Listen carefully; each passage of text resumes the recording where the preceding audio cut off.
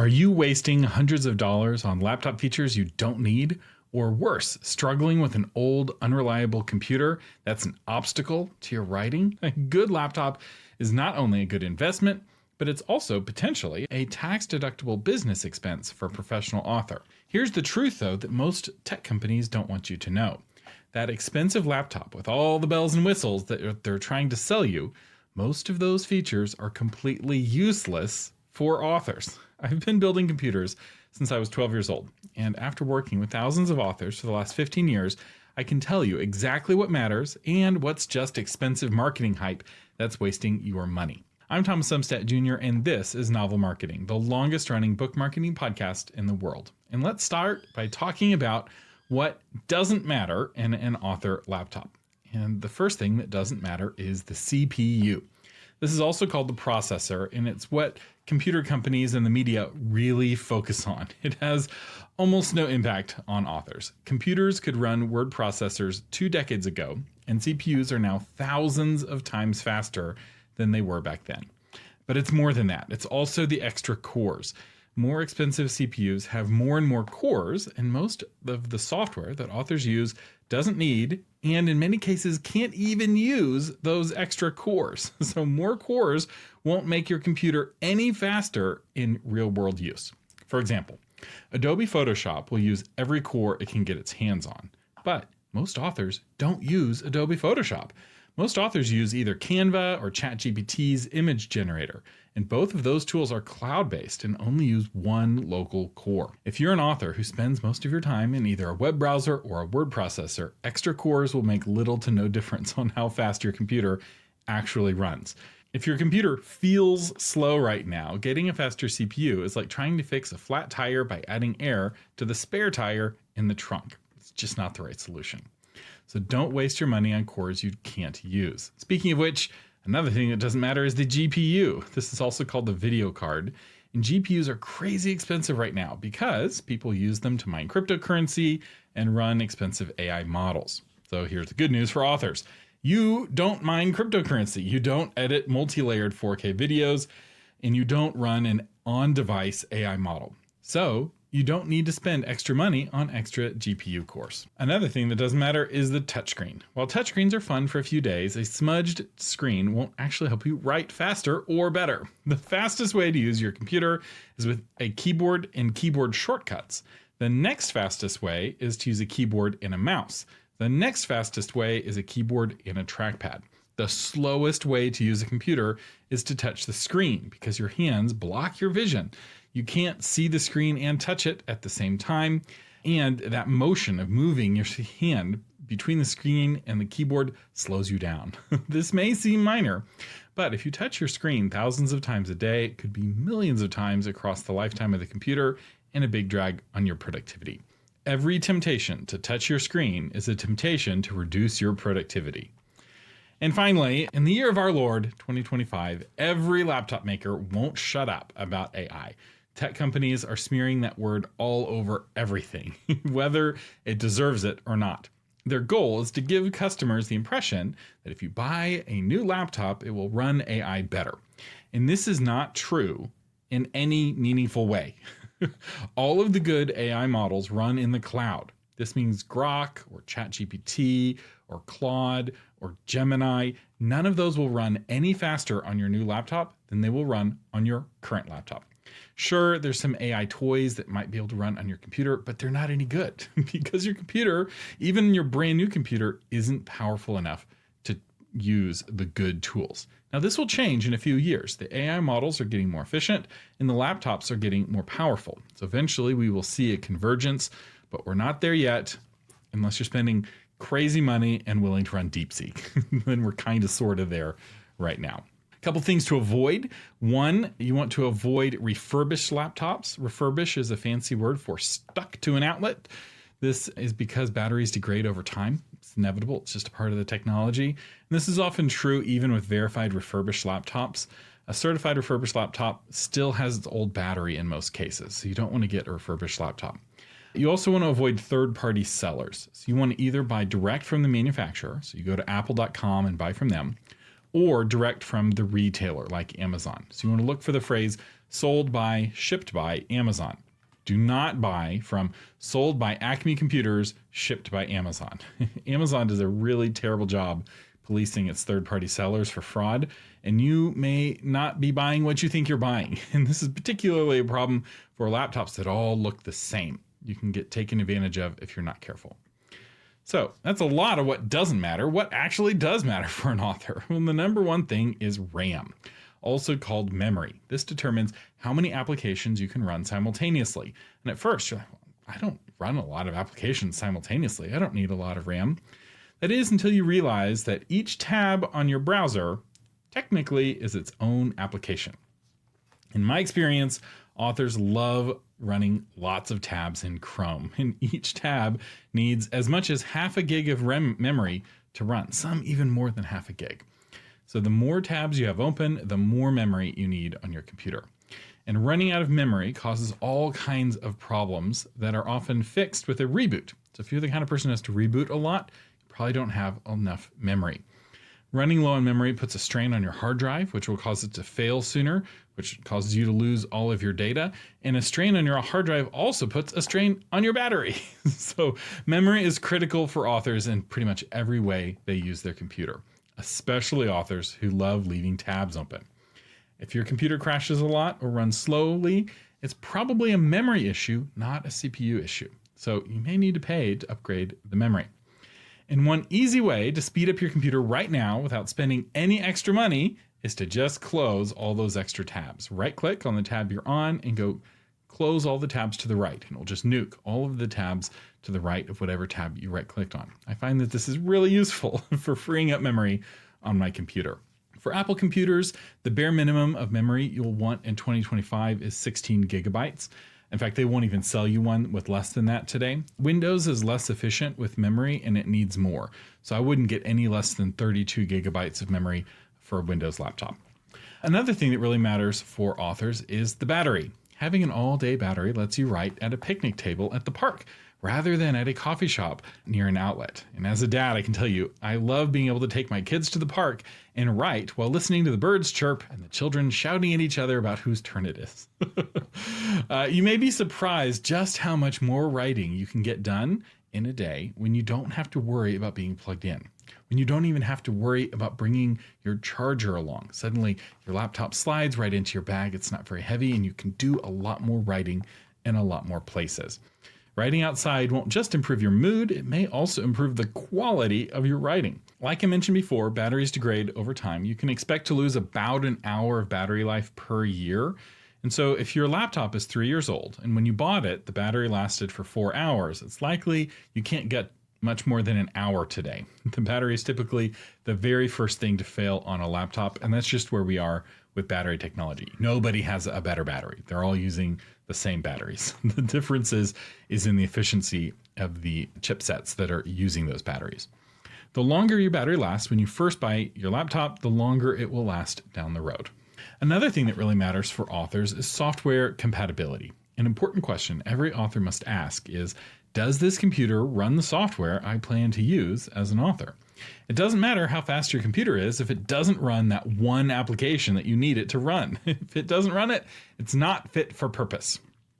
Now, when I was a teenager, I crusaded for a Linux distribution called Windows. It was a Debian-based distribution focused on usability for end users. It was a precursor for distros like Ubuntu. And the problem with Linux back then, and still today to a lesser degree, is that the most important software doesn't run on Linux. And even though you don't generally need to use Microsoft Word to write a book, when you do need to use it, it's really nice to have it.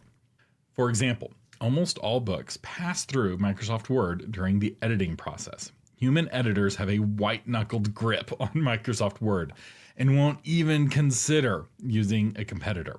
So even though you use Scrivener or Atticus to write your book, expect to use Word to go over the track changes from your editor. When you use an incompatible computer, you're forced to use whatever works on your computer rather than on using the best tool for the job. This makes things harder. So when it comes to compatibility, Apple computers are the most compatible, followed by Windows, followed by Linux, and followed by Chromebook in last place. Apple is the only computer brand that can run 100% of author software. It's the only one. Storage and or slash your SSD might matter. So Scrivener and Atticus and Word and Vellum files, those don't take up much space. So a Word document for a 50,000 word book is only about half a megabyte. But there's more to a book than just the Word document. There are cover files, PDFs, EPUBs, and audio recordings. I looked up my book out of curiosity, and it took up 5 gigs of space on my hard drive. Most of that were audio recordings of all of the interviews I did as research.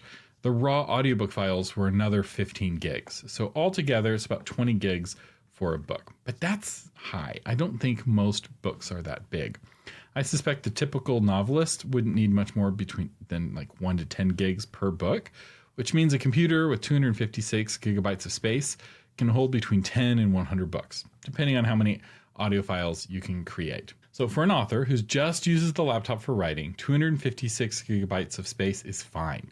If you're the kind of person who stores a lot of photos on your computer, or if you're a podcaster, you're going to need more storage. Podcasters use a lot of storage. All those audio files really add up, let me tell you.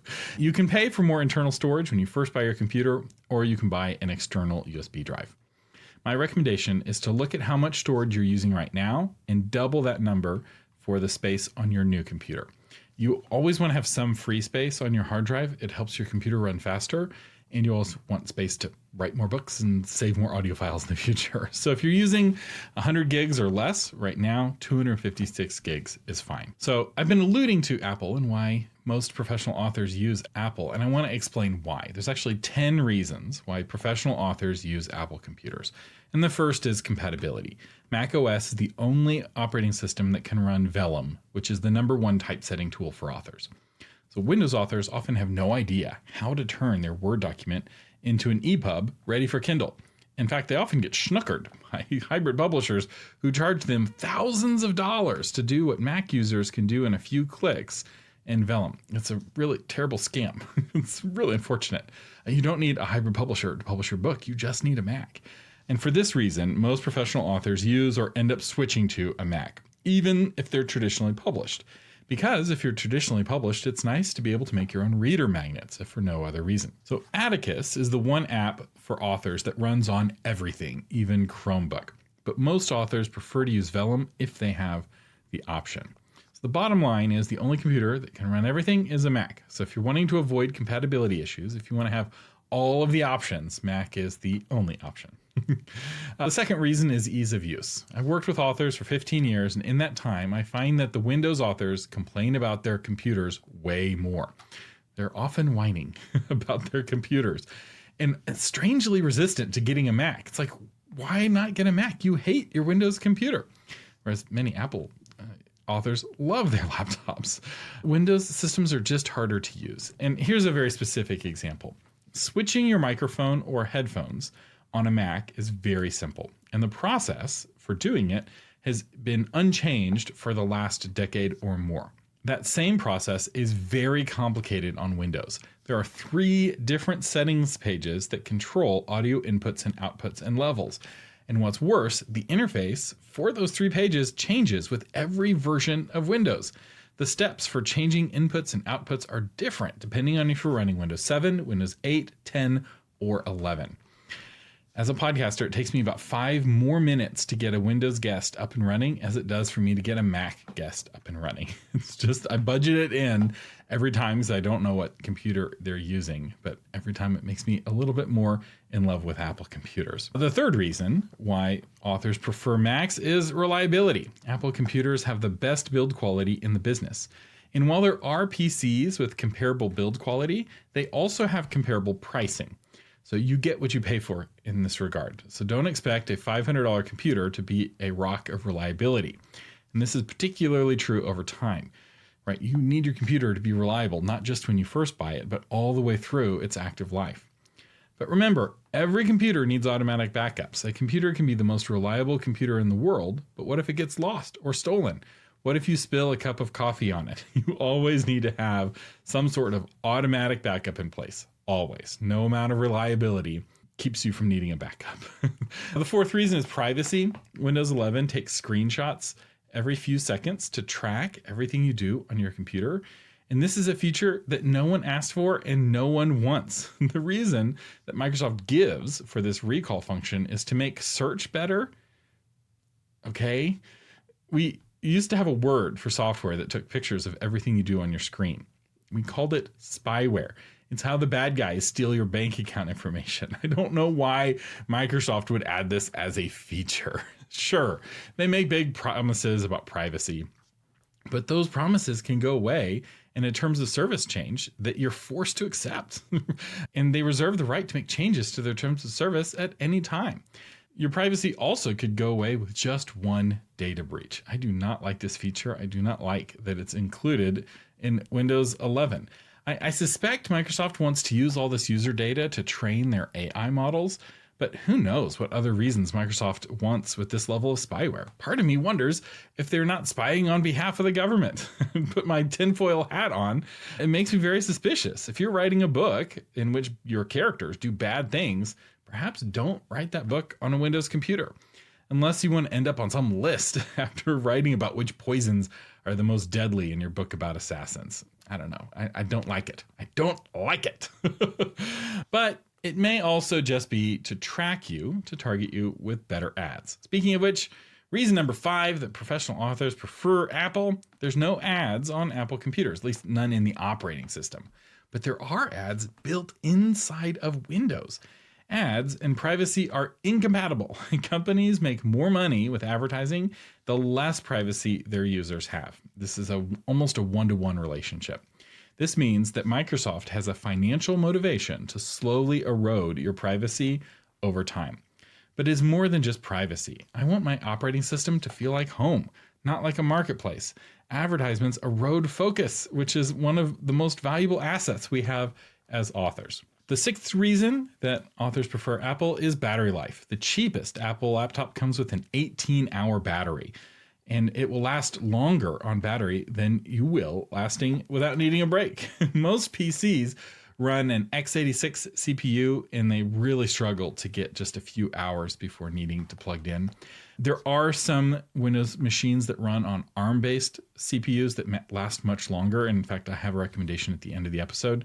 But in general, your typical Mac will last much longer than your typical PC. The 7th reason is lower lifetime cost. Macs last longer. I had a guest on the show a while back whose wife was still using his old Mac from 12 years ago. While Windows laptops look cheaper initially, especially if you're buying a cheap Windows laptop, those don't last very long, which actually makes them more expensive in the long run. And the MacBook Air, the new ones, have no moving parts. And so I suspect they will last forever because there's nothing to wear out. The 8th reason is continuity camera. With a Mac, you can use your iPhone as a webcam with a simple $20 mount, or you can mount it in a teleprompter like what I do, which is a little bit more expensive, but it's really nice. And this gives you video quality comparable to having thousands of dollars worth of professional cameras. In fact, I have thousands of dollars worth of cameras, and right now I'm using an old iPhone for all of my video. Yes, the 2025 Macs have better webcams, but your phone is still your best camera. The 9th reason is transcription. Being able to dictate to your book can rapidly increase your writing speed, but this only works if your computer accurately captures what you're saying.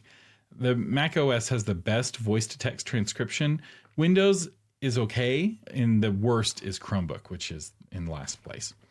The 10th reason is that you can use your iPad, if you have one, as an external display, which is really fun. If I'm at a coffee shop and I decide I need a second screen, I can just pop out an old iPad, like a 7-year-old iPad that's really, really old and very slow. But I plug that old iPad in because its battery is dead, and it can work as an external monitor very simply. In fact, this is surprisingly easy to set up, and I'll have a link to a guide on how to do that in the blog version of this episode. Okay, so enough context. Let's get to the recommendations. So last year I had 2 different recommendations. One was like the budget recommendation and the other was like the pro build. But this year, Apple doubled the RAM on their entry-level MacBook Air and cut the price by $100. And this is now a no-brainer for most authors. And really the only question at this point is which screen size to get, the 13-inch or the 15-inch. So my recommendation for almost all authors is the 13-inch M4 MacBook Air. I'll have a link to it on Amazon as I record this. It's $949. The MSRP is $999. The price will fluctuate a little bit on Amazon, but the price will always be $999 at apple.com. So the pros of this laptop is that it has twice as much memory as last year, which is a huge improvement. And it has a much better webcam. So I still recommend using continuity camera on your iPhone, but having a good webcam really matters as you're doing video interviews for your book. An 18-hour battery, like I already talked about. And when I was trying to come up with cons, I was like, I don't know. There's not really any cons for this laptop.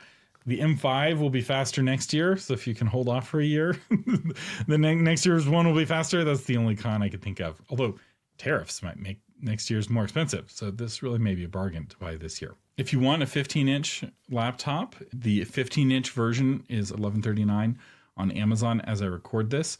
I used to use a 15-inch laptop. I switched to 13-inch. I actually find that it works just as well, and I don't miss that extra space, especially since I can use my iPad to extend my monitor. But if you like to boost the font size, 15 inches may be for you.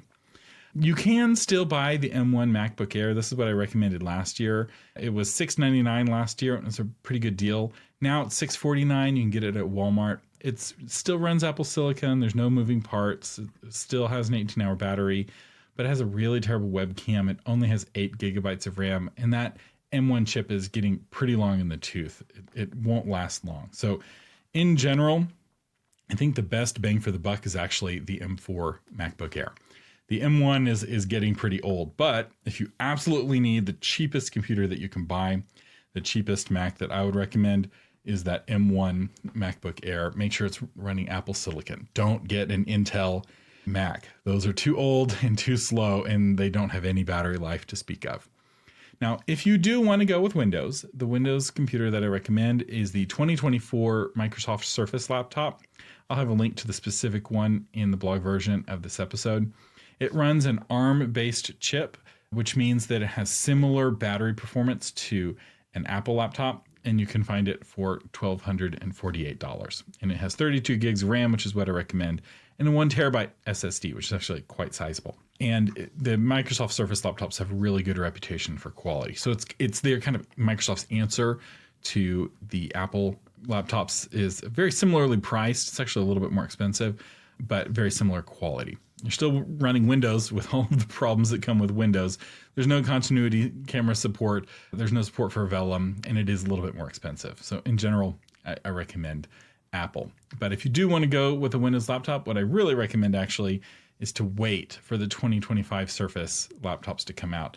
They're not out as I record this. They'll probably be out in a few months. So if you're not desperate, wait a few months and you'll probably get a better deal getting the current year Surfaces. For Chromebook, I don't really recommend Chromebooks for most authors. They don't run Vellum, Scrivener, or a native version of Microsoft Word, but they can run Google Docs, Office.com, and Atticus. So you can write in Atticus while you're out and about. So if you have a desktop at home and just need something to type on while you're at a coffee shop, a Chromebook could work, in which case I recommend the Lenovo IdeaPad 3i. And again, I'll have a link to it in the show notes. We may have some links below the video on YouTube as well. It's only $169. It's really, really cheap. It's really cheap. It has supposedly 8 hours or more battery and a 15-inch display. My experience is that Chromebooks don't last very well, but you can type on them. Just realize that nothing is private from Google, and you're pretty much stuck with Atticus when it comes to writing in offline mode. Bottom line, my recommendation is to buy the best MacBook Air you can afford. It's better to spend a little bit more on a good computer up front than to get a cheap computer and then keep throwing money at it trying to fix it. A good, reliable computer is just one less thing to worry about, which will allow you to focus on your writing and write a better book. Regardless of what computer you get, you want to make sure that you have automatic cloud-based backup set up. No computer is so reliable it can't crash, get stolen, or break. I'm going to keep harping on this because every time I do, some author is saved because they started backing up right before some terrible thing happened. Because you never know when something bad will happen. A special thanks to our new March patrons: Flame Striker Books, Evelyn Puerto, Mary Drake, Catherine, Saul, Bruce Raiba, Carol, DK Wall, Paul, Ryder Jones, Ora Smith, Elmer Fuller, Tim Byers, Larry Duncan, Rich Gerberding, Ian Ryan, Kimberly Keegan, John Fugler, Chris Martin, Luna, Bob Odell, Becky Ant Kobiak, and Karen Dorsey. Thank you so much for becoming patrons. I know many of you signed up to get access to the Patrons Toolbox, which is this really cool set of tools that I have to help you create book descriptions, create titles for your books, write better emails, and a whole lot more. So I hope you're enjoying that, and also enjoying the patrons only Q&A episode that we have every month. The Novel Marketing Podcast is a production of authormedia.com. You can find the blog version of this episode along with affiliate links to all the laptops that I talked about at authormedia.com/456. I'm Thomas Umstattd Jr. saying thank you for listening and live long and prosper.